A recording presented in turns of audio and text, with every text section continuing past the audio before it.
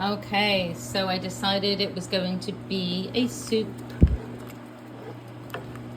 or a casserole, depending on how I feel a bit later. So, as I mentioned earlier, we have fresh basil, fresh oregano, fresh thyme, a little bit of garlic, but not too much because I didn't want it overloaded. Today I've used fractionated coconut oil, which means the taste has been taken out. Not using olive oil today because I find sometimes that olive oil overloads the taste when I want to make something that's more aromatic. So with the veg, I've added sweet bell peppers, I've added carrot, I will add squash in a little bit, and then my black beans I put in, red, green and yellow lentils. So all the protein for a healthy meal. So because the beans are in there, this is going to make you feel full. So for those people that struggle with nutrition, struggle with their diet, struggle with overeating, let me tell you, you can't overeat on healthy food. You can overeat on junk food because your body is telling you you need more nutrition, but maybe your body isn't listening.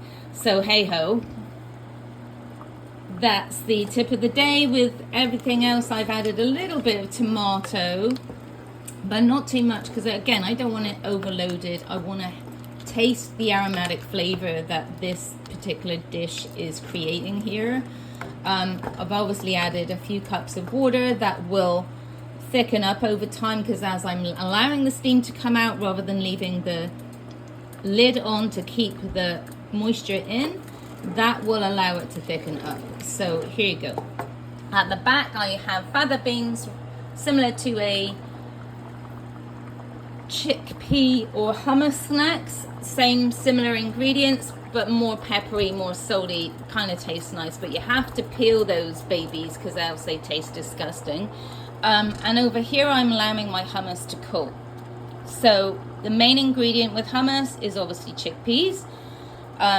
Really easy to make over the store variety. You use salt, use pepper, use lemon, use garlic, a little bit of sesame oil, but not too much. It adds a little bit of that zappy flavor. Olive oil can be used for the extra oil. You keep some of the liquid that you cook the beans in. That gives you the consistency that you need to put it in the liquidizer. And then I also add cumin.